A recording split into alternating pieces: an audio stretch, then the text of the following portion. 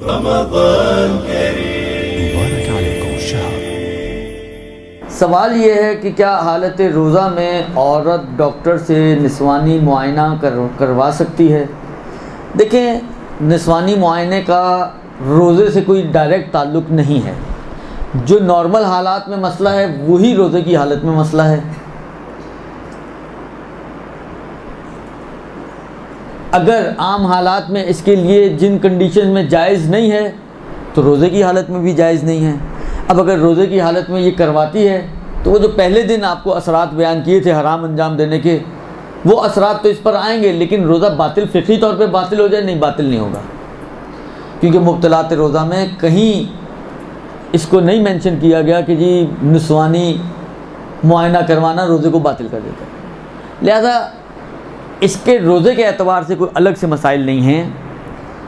आम सूरतों में जो मसाइल बनते हैं, अगर आप रोज़े से ना हो तो करवा सकती हैं। जिन कंडीशन में आप करवा सकती हैं उन कंडीशन में आप रोज़े में भी करवा सकती हैं। जिन कंडीशन में आप नहीं करवा सकती हैं उन कंडीशन में आप रोज़े में भी नहीं करवा सकती। ख़ुद रोज़े का डायरेक्टली उन मसाइल के साथ कोई ताल्लुक़ नहीं है।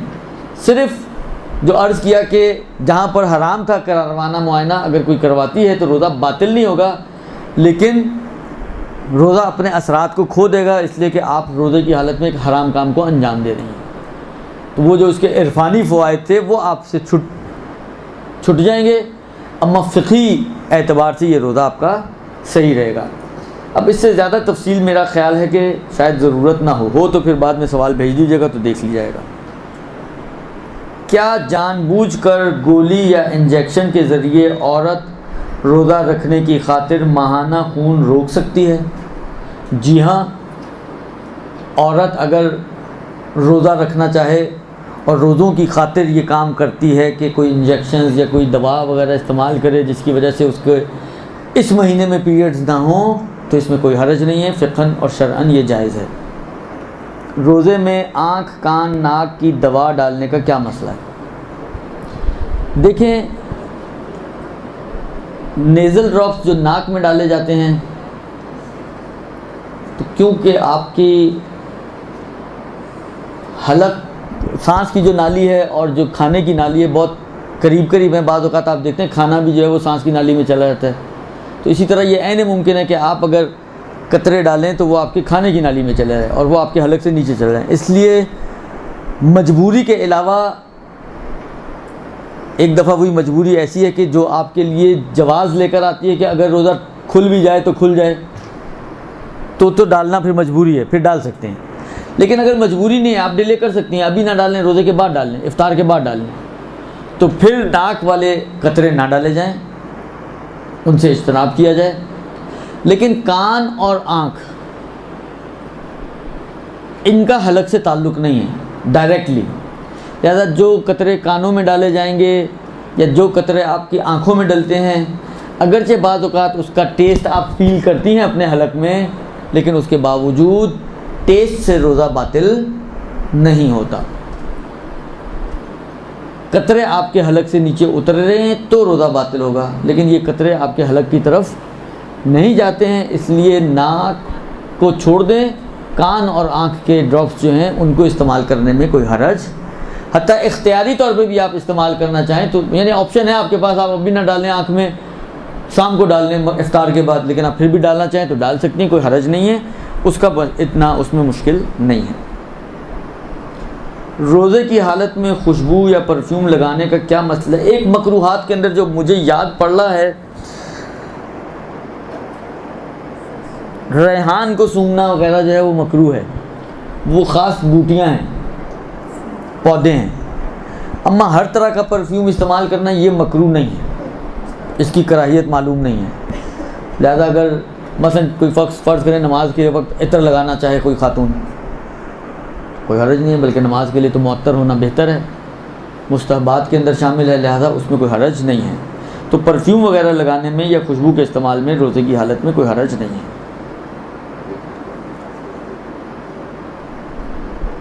एक सवाल यहाँ पर आया था मासी का, इनका भी एक सवाल है, घरेलू मुलाजमीन को रमज़ान में दोपहर का खाना देने का क्या हुक्म है? देखें, अब वो घरेलू मुलाजमीन हो जो आपके पास ही आके रहते हों, या मासियाँ हों जो आती हैं, काम करती हैं, चली जाती हैं, या बाज़ औक़ात घर में आपका कोई काम हो रहा है, कोई मज़दूर आया हुआ है, उसको चाय चाहिए, उसको खाना चाहिए मसलन। देखें, दो सूरतें हैं। एक तो जो सामने वाला जो रोज़ा तोड़ रहा है या छोड़ रहा है वो साहिब उज़्र है, यानी उसके पास उज़्र शरई मौजूद है रोज़ा छोड़ने या तोड़ने का, या उसके पास उज़्र शरई नहीं है, आदतन छोड़ रहा है। अगर तो उज़्र शरई की वजह से छोड़ रहा है या तोड़ रहा है तो उसको दिया जा सकता है खाना, क्योंकि वो माजूर है, गुनाह नहीं कर रहा है और आप उसकी कोई गुनाह में मदद नहीं कर रही हैं। दुरुस्त। एक मरतबा मुंशी मतलब फ़र्ज़ करें घर में कोई बुज़ुर्ग है, बीमार है, नहीं रोज़ा रखा उसने, तो अब आप उसने बीमारी की वजह से रोज़ा छोड़ा और बहू ने बहाना बना के खाना ही नहीं दिया, वैसे ही रोज़ा बना दिया उसका, तो क्या फ़ायदा हो उसको रोज़ा छोड़ने का। लिहाजा साहिबान उज़्र को खाना दिया जा सकता है, मुश्किल नहीं है। लेकिन जो बिला सबब व बिला उज़्र व बिला वजह रोज़ा छोड़ते हैं उनको खाना नहीं दिया जा सकता, चाहे वो आपकी मासी हो, चाहे वो छोड़ के भाग जाएगी तो भाग जाए बेदरक, चाहे वो मतलब फ़र्ज़ करें आपके घरेलू मुलाज़िमीन हो, कोई ड्राइवर रखा हुआ है आपने जो रहता भी आपके पास है, और कोई मेड रखी हुई है जो फुल टाइम मेड है जो रहती भी 24 घंटे आपके पास है, आखिर किसी भी फॉर्म में हो, बिला उज़्र वाले को खाना नहीं दिया जा सकता, खाना भी और पानी भी। कल को कहें सर आपने तो खाना कहा था, हमने तो पानी पिला दिया, आखिर ये तो जुमले भी बोलने से पहले सोचना पड़ता है कि नतीजे क्या निकलेंगे। खूब, इसके बाद फरमाते हैं कि रोज़े में खाना चखने का क्या हुक्म है। ये मसला तौज़ील मसाइल में भी मौजूद है कि, और मैंने जब अभी अर्ज़ भी किया आपकी खिदमत में कि देखें जो चीज़ हराम है वो ये है कि हलक जो है आपका इससे नीचे कोई चीज़ उतारें, ये हराम है। अगर हलक से नीचे नहीं उतरती है, मसलन चखने का ताल्लुक़ किससे है, ज़बान से, और ये भी ज़रूरी नहीं कि आप उसको हलक से नीचे उतारें तभी समझ में आएगा कि कैसा पका है। ज़बान लगाने से भी आपको अंदाज़ा हो जाएगा कि मिर्चें तेज़ हैं, नमक कम है, मसलन मीठा कम है, मीठा ज़्यादा है, जो भी बिलाकर बना रही हैं आप। तो आप अगर ये करना चाहें तो ये कर सकती हैं कि चखें और थूक दें, दुरुस्त, या कुल्ली कर लें। चखने के बाद अब कहें अब तो मुंह में आ ही गया तो मुर्गी हलाल हो गई, ऐसा नहीं होता, दुरुस्त।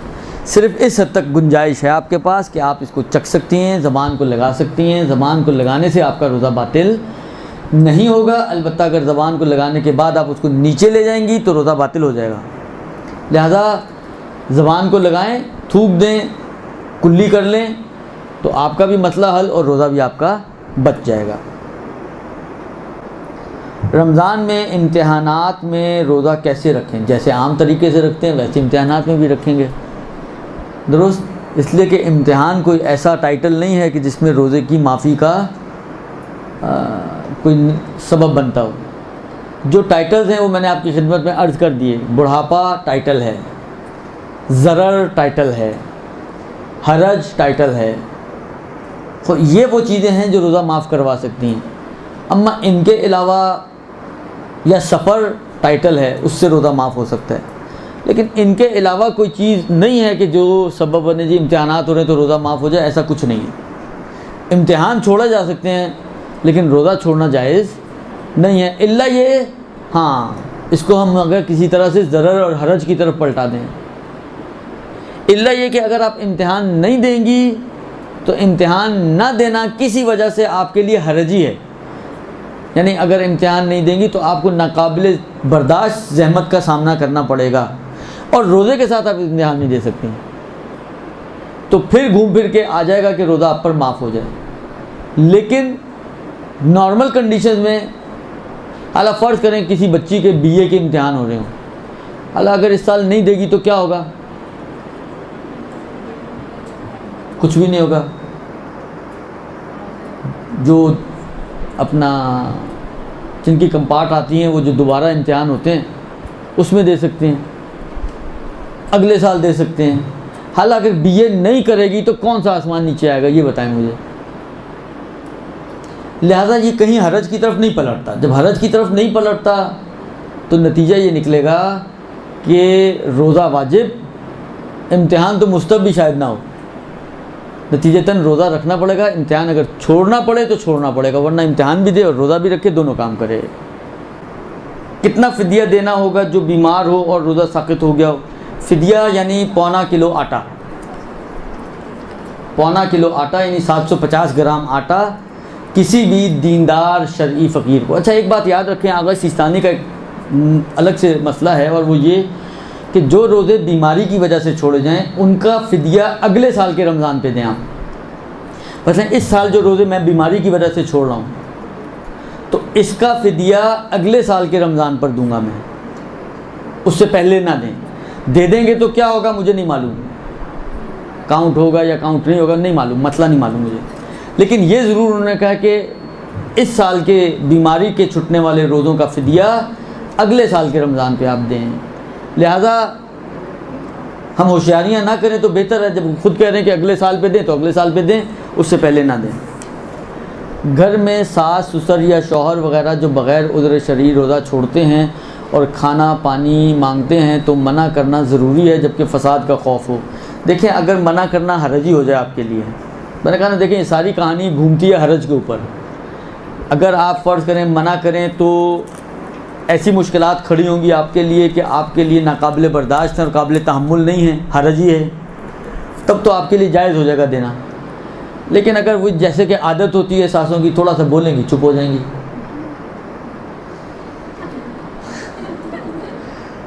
अगर ये सूरत हाल है तो फिर तो बोलने दें, जिससे बाकी कामों में बोलने देती हैं इसमें भी बोलने दें। लिहाजा कोई मुश्किल फिर वहाँ पे जायज़ नहीं होगा। शायद बदबू लिखना चाह रहे हैं। मुंह की बदबू को दूर करने के लिए बार बार ब्रश किया जा सकता है। देखें, ब्रश करने में कोई हरज नहीं है, बदबू दूर करना भी करना चाहें आप वैसे ही ब्रश करना चाहें, बस ये है कि टूथपेस्ट या वो पानी वानी जो आप यूज़ कर रही हैं वो आपके हलक से नीचे नहीं जाना चाहिए। फ़ी हद नफ्स ही ब्रश करने में हालत रोज़ा में कोई हरज नहीं है। अलबत्ता बाज़ रिवायतों में ये है कि रोज़ेदार के मुंह की बदबू परवरदिगार आलम को मुश्क व अंबर से ज़्यादा पसंद है, इस मफ़हूम की रिवायतें हैं। हाल अगर आप फ़र्ज़ करें खुदा की पसंद का ख्याल नहीं रखना चाहती हैं, लोगों की उम्मत की पसंद का ख्याल रखना चाहती हैं, तो ब्रश करने में कोई हरज नहीं है। बस ये ख्याल रखें कि पेस्ट वगैरह या पानी वगैरह आपके हलक से नीचे ना जाए। तौज़ी में रोज़े में सर को पानी में डुबोना मकरूह है तो शावर के लिए नहीं, ये जिससे स्विमिंग में पूरा सर और गर्दन एक साथ पानी के नीचे चला जाए ये मकरूह है। अलबत्ता शदीद मकरूह है, जबकि बाकी फ़ुक़हा के नज़दीक बाज़ के एहतियात बाज़ का फ़तवा रोज़े को बातिल कर देता है पूरा सर पानी में डुबोना। ये आगा सिस्तानी रोज़े को बातिल नहीं समझते हैं, लेकिन कहते हैं कि शदीद मकरूह है। ये स्विमिंग पूल्स वगैरह में, और फ़र्ज़ करें बाल्टी है उसके अंदर आप पूरा पानी सर अपना डुबो दें तो वहाँ ये वो मसला है, ये शावर वगैरह का मसला नहीं है।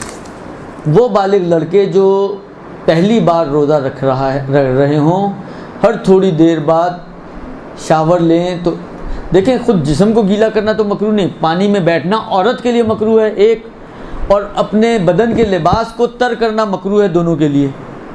अगर वो कपड़े उतार के जाता है, नहाता है और कपड़े पहन के आ जाता है, इश्काल ना अदालत, इसमें कौन सी मुश्किल है, ये मकरूह नहीं है। और अगर फ़र्ज़ करें थोड़ी देर के लिए जो इस वक्त कैफियत चल रही है, जो गर्मी की शिद्दत इस वक्त और हिद्दत चल रही है, अगर मकरूह भी हो तो रोज़ा छोड़ने से या तोड़ने से तो बेहतर है बंदा इस मकरूह को कर ले।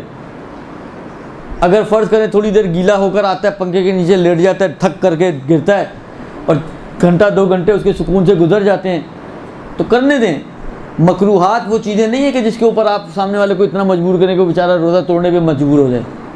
हमारी मुश्किलात यहाँ पे भी हैं, हम लोग मुस्तहबात और मकरूहात में इतने फंसे हुए हैं कि उस मुस्तहबात और मकरूहात के पीछे वाजिबात और मुहर्रमात कुर्बान हो जाए, बस ये ना होने पाए। ये कोई नई दीन और नई शरीयत हम लोगों ने बनाई हुई है। शरीयत कहती है कि वाजिबात और मुहर्रमात अहमियत रखते हैं, मुस्तहबात और मकरूहात अगर कुर्बान हो जाएं वाजिबात और मुहर्रमात पे तो हो जाएं कुर्बान।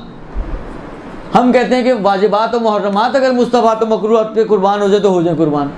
कितना बड़ा डिफरेंस है हमारी सोच में और शरीयत की सोच में। तो इस सोच को ज़रा ठीक करने की ज़रूरत है। बहुत ज़्यादा क़ज़ाए उम्री के रोज़े कैसे उतारें? देखें, बिलाखिर जो रोज़े आपकी गर्दन पर क़ज़ा हुए हैं उनको उतारना तो पड़ेगा। अच्छा, ये रमज़ान चल रहा है, आखिर रमज़ान में बहुत ज़ोर व शोर से एक पम्फलेट बंटता है जिसमें अमीरुल मोमिनीन से ज़ाहिरन कोई नमाज नकल की गई है कि अगर कोई शख्स ये पता नहीं 4 रकत नमाज है क्या है, इसको अंजाम दे तो उसकी रोज़े जो हैं वो माफ़ हो जाते हैं। ऐसा कुछ नहीं है, ऐसा कोई ऐसे कोई शॉर्टकट हमारे पास शरीयत में नहीं है कि आपकी गर्दन पे कज़ा नमाज़ें या कज़ा रोज़े हों तो वो आपके जो है वो माफ़ हो जाएं। वो नमाज़ों के बारे में, वो नमाज़ों के बारे में वो माफ़ हो जाएं, ऐसी कोई शॉर्टकट हमारे पास नहीं है। अब देखें, जो बिलाखिर जो जुर्म किया है उसकी सज़ा तो भुगतनी है ना। अब वो सज़ा यही है कि आप उसको कंपनसेट करें। अब किसी के ऊपर 25 साल के रोज़े हैं तो उसको रखने 25 साल के 30-30 रोज़े। अब वो आसान तरीका यही है कि ये जो मुस्तब रोज़े रखे जाते हैं, मुस्तब दिन आते हैं, उनमें या छोटे दिनों वाले अय्याम में जब 12-12 घंटे का 13-13 घंटे का दिन हो, उसमें जो है आप एक एक करके जितनी जैसी हिम्मत हो, एक पहले कैलकुलेशंस बनाएं जी, मसलन 150 रोज़े आपकी गर्दन पर हैं, फिर एक एक करके आहिस्ता आहिस्ता एक रख लिया, 2 छोड़ दिए, 2 रख लिए, 1 छोड़ दिए, कज़ा की बात कर रहा हूँ मैं। तो इस तरह करते करते आप करें। देखें, जब इंसान कोशिश करता है, अस्सायु मिन्ना वल इत्मामु मिनल्लाह, जब इंसान कोशिश शुरू करता है तो परवरदिगार आलम उसको तौफीकात देता है और उस तौफीकात के नतीजे में वो ये कर पाता है कि अपनी क़ज़ाओं को अदा कर डाले। मैं ऐसे लोगों को पर्सनली जानता हूँ जिन्होंने 30-30 साल की नमाज़ों को इसी तरह से क़ज़ा की है कि हर नमाज के साथ एक नमाज, हर नमाज के साथ फ़जर के साथ एक फ़जर, ज़ोहर के साथ एक ज़ोहर, असर के साथ एक असर, मगरिब के साथ एक मगरिब, इशा के साथ एक इशा, यानी समझे एक दिन में एक कज़ा, एक दिन की कज़ा नमाज। मैं जानता हूँ ऐसे लोगों को जिन्होंने बड़ी बड़ी तादाद में इन नमाज़ों को कज़ा कर डाला है। फिर कहीं पे आपको हिम्मत ज़्यादा हो तो कसम तो नहीं है कि एक दिन में एक ही की करनी है। जैसे ये शब कदर में आते हैं, आप 6 दिन की करती हैं, 6 दिन की उतर गए आपके गर्दन से एक साथ। और कभी इंसान का मूड अच्छा होता है, हाल व हवा अच्छी होती है, हिम्मत अच्छी होती है, तो आप एक की बजाय 4 दिन की पढ़ डालें, जितनी हिम्मत हो उतनी पढ़ डालें। 4 दिन की पढ़ डाली आपने, तो आप इसको हिम्मत करें, स्टार्ट लें। आप जब आप स्टार्ट लेती हैं तो इंशाअल्लाह अज़ीज़ परवरदिगार आलम आपकी मदद करेगा और आपकी जो क़ज़ा रोज़े जो आपकी गर्दन पर हैं वो आपकी गर्दन से उतर जाएंगे। तो एक एक करके शुरू करें, आहिस्ता आहिस्ता करके, तो इंशाअल्लाह ये सूरत हाल हो जाएगी। जनाब, इसके बाद जो मसला है वो ये कि कुल्ली, थूक और बलगम निकलने का मसला। वुज़ू के लिए कुल्ली की जा सकती है, कोई मुश्किल नहीं है।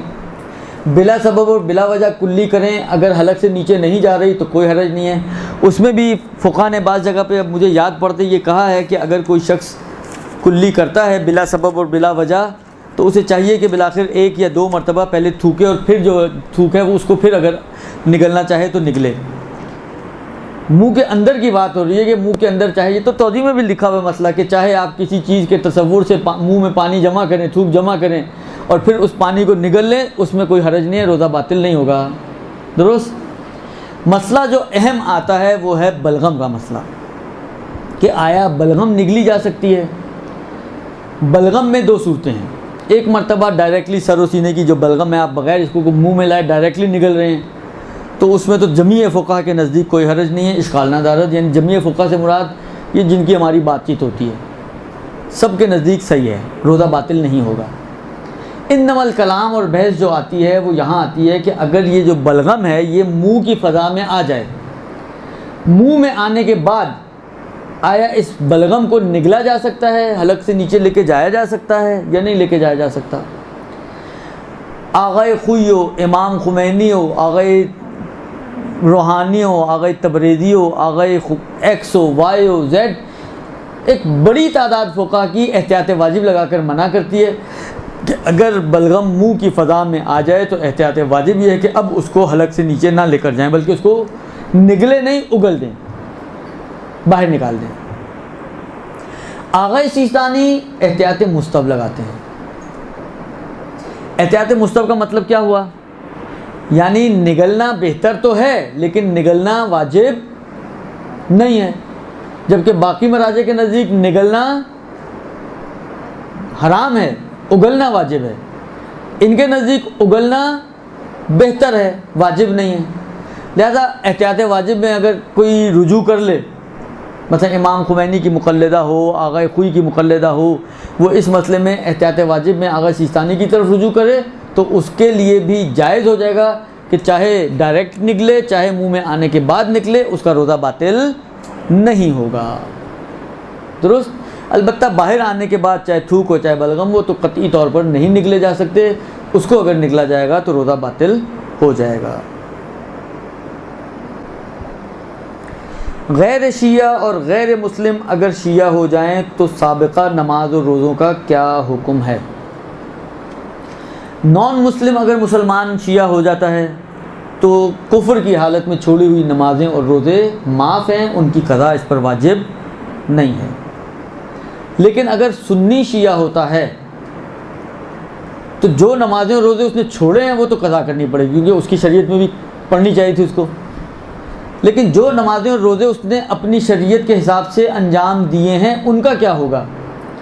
उसमें फ़ुक़हा ये फरमाते हैं कि जो नमाज और रोज़ा एक सुन्नी ने अगर अपनी शरीयत के एतबार से सही रखा है, सही नमाज पढ़ी है और सही रोज़ा रखा है तो उनको क़ज़ा करना वाजिब नहीं है। अब डिपेंड करता है कि इसने अपनी शरीयत के को फॉलो किया है या नहीं किया है। अल्लाह मतलब फ़र्ज़ करें एक शख्स था, सुन्नी था, उसकी शरीयत कहती थी कि मसलन नमाज इस तरीके से पढ़नी चाहिए, उसने उसको छोड़ के किसी और मसलक, हनफी था उसने हम्बली के मसलक के तहत पढ़ ली, तो हनफी होते हुए अगर हम्बली मसलक में कहीं फ़र्क है तो ये नमाज इसकी अगर बातिल है तो ये क़ज़ा करनी पड़ेगी। लेकिन अगर इसने अपने ही मसलक के एतबार से सही नमाज पढ़ी है और अपनी शरीयत के एतबार से सही नमाज पढ़ी है तो फिर इसको इन नमाज़ों की क़ज़ा वाजिब नहीं होगी। दुरुस्त जी। बड़े बेटे पर बाप या माँ के क़ज़ा रोज़ों का हुक्म। देखिए रोज़े तो ना माँ के वाजिब हैं ना बाप के नमाजें ना माँ की नमाजें वाजिब हैं ना रोज़े वाजिब हैं। तो मैं सिर्फ रोज़ों का पूछा ना। बड़े बेटे पर बाप या माँ के क़ज़ा रोज़ों का हुक्म। माँ के रोज़े तो वाजिब नहीं है, एहतियात मुस्तफ़ वगैरह बाद में लगाइए वो हो सकता है, लेकिन वाजिब नहीं है।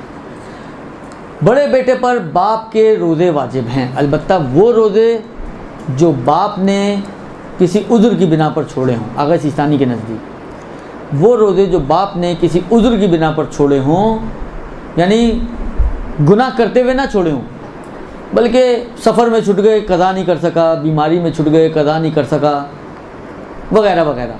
यानी जो रोज़े बाप किसी उज़्र की बिना पर छोड़ता है उन रोज़ों की क़ज़ा बड़े बेटे पर वाजिब है।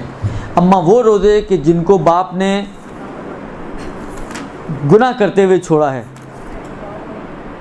उनकी क़ज़ा बड़े बेटे पर वाजिब नहीं है। अलबत्ता बिलाखिर औलादें अगर माँ बाप का ख्याल रखें तो बेहतर है, बिलाखिर हक़ रखते हैं माँ बाप। वाजिबात से हटकर माँ बाप ने इतना ही जान लगाई होती है बच्चे की परवरिश में, तो इतना हक़ तो बहरहाल औलाद के ऊपर होता है माँ बाप का कि अल्लाह वाजिब ना सही तो मुस्तवी सही वो बच्चे अपने माँ बाप की इन वाजिबात को अदा करें। जिस तरह कल दुनिया में माँ बाप इनको दुनिया की गर्मी सर्दी से बचाते थे, आज ये बच्चे अपने माँ बाप को वहाँ की गर्मी सर्दी से बचाने की कोशिश करें। नमाज के कमरे में आईना हो सकता है, देखें सामने आईना होना मकरूह है, अगर सामने नहीं है पीछे है तो इश्काल ना दारद, और जो भी है मैक्सिमम मकरूह है, हराम तो फिर भी नहीं है। इसके बाद फरमाते हैं सवाल ये है कि अगर क़ज़ा अदा करने का वक्त तंग हो जाए तो क्या करें?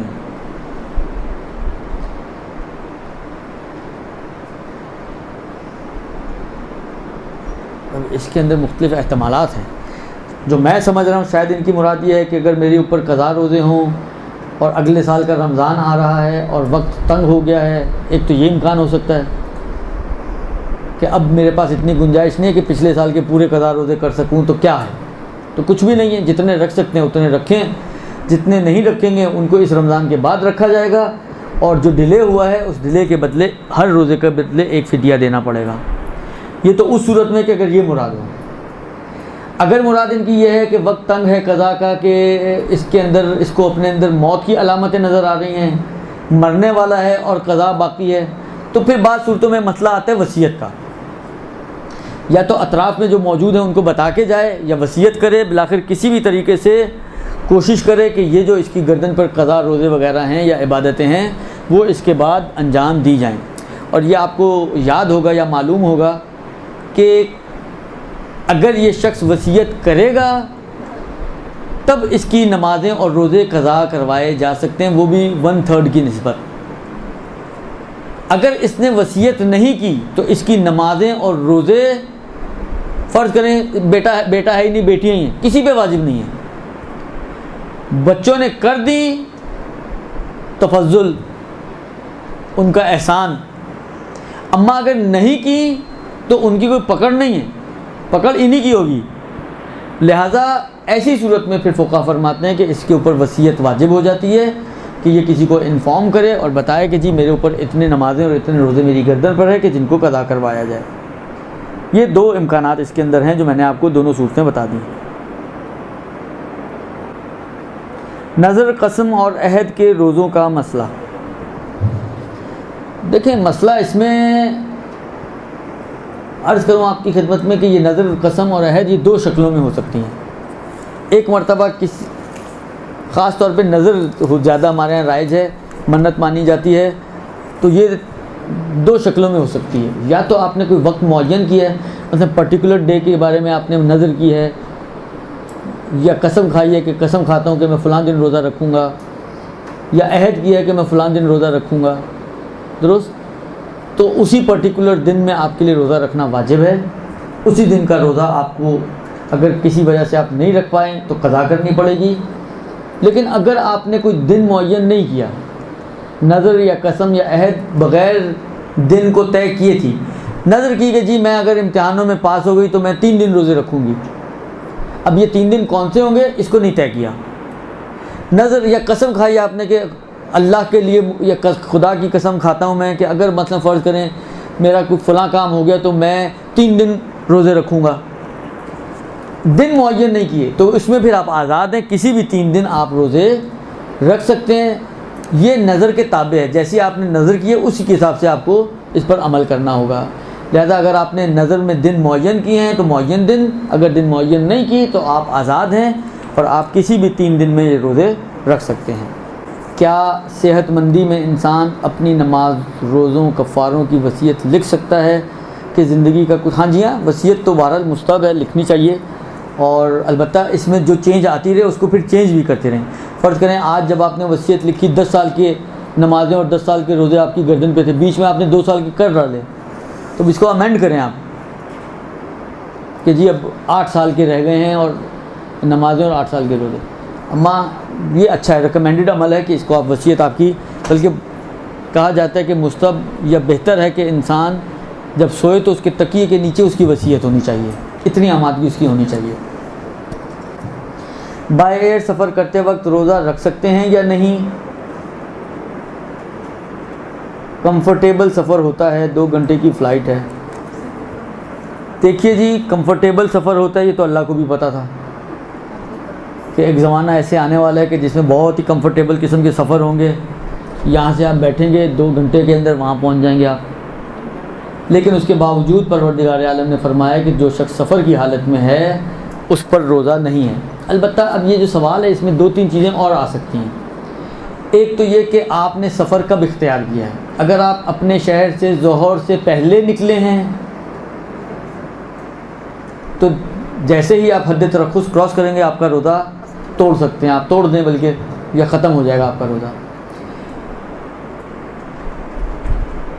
अगर आप ज़ोहर के बाद निकले हैं तो ये रोज़ा आपको मुकम्मल करना पड़ेगा।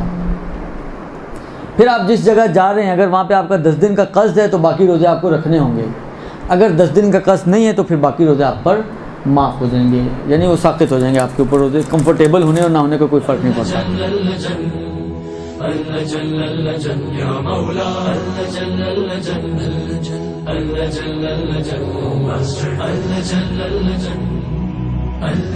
या साहिब समा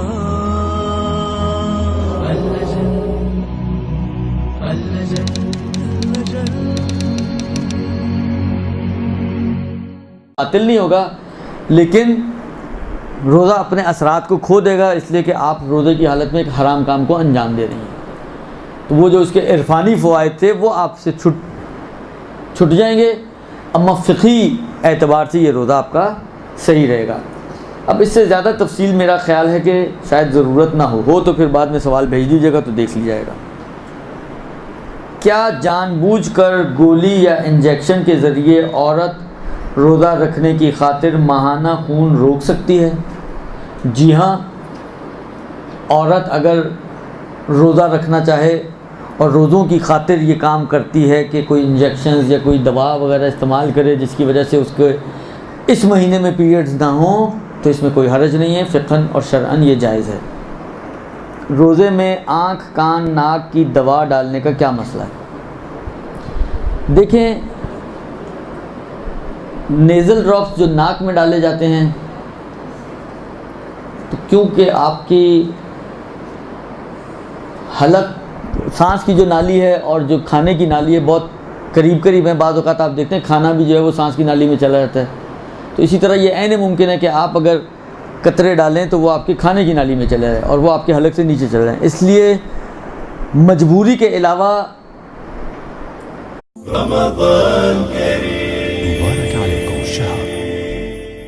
सवाल ये है कि क्या हालत रोज़ा में औरत डॉक्टर से निस्वानी मुआयना करवा सकती है? देखें, निस्वानी मुआयने का रोज़े से कोई डायरेक्ट ताल्लुक़ नहीं है। जो नॉर्मल हालात में मसला है वही रोज़े की हालत में मसला है। अगर आम हालात में इसके लिए जिन कंडीशन में जायज़ नहीं है तो रोज़े की हालत में भी जायज़ नहीं है। अब अगर रोज़े की हालत में ये करवाती है तो वो जो पहले दिन आपको असरात बयान किए थे हराम अंजाम देने के, वो असरात तो इस पर आएंगे, लेकिन रोज़ा बातिल फ़िक़ही तौर पे बातिल हो जाए नहीं। एक दफ़ा वही मजबूरी ऐसी है कि जो आपके लिए जवाज़ लेकर आती है कि अगर रोज़ा खुल भी जाए तो खुल जाए, तो डालना फिर मजबूरी है, फिर डाल सकते हैं। लेकिन अगर मजबूरी नहीं है, आप डिले कर सकती हैं, अभी ना डालें, रोज़े के बाद डाल लें, इफ्तार के बाद डाल लें, तो फिर नाक वाले कतरे ना डाले जाएँ, उनसे इज्तनाब किया जाए। लेकिन कान और आँख,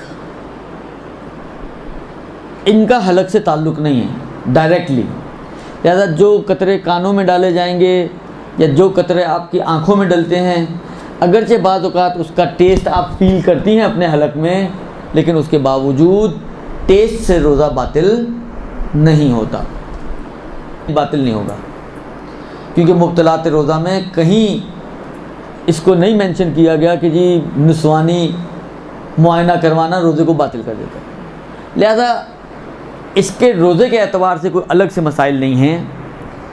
आम सूरतों में जो मसाइल बनते हैं, अगर आप रोज़े से ना हो तो करवा सकती हैं। जिन कंडीशन में आप करवा सकती हैं उन कंडीशन में आप रोज़े में भी करवा सकती हैं। जिन कंडीशन में आप नहीं करवा सकती हैं उन कंडीशन में आप रोज़े में भी नहीं करवा सकती। ख़ुद रोज़े का डायरेक्टली उन मसाइल के साथ कोई ताल्लुक़ नहीं है। सिर्फ़ जो अर्ज़ किया कि जहाँ पर हराम था करवाना मुआयना, अगर कोई करवाती है तो रोज़ा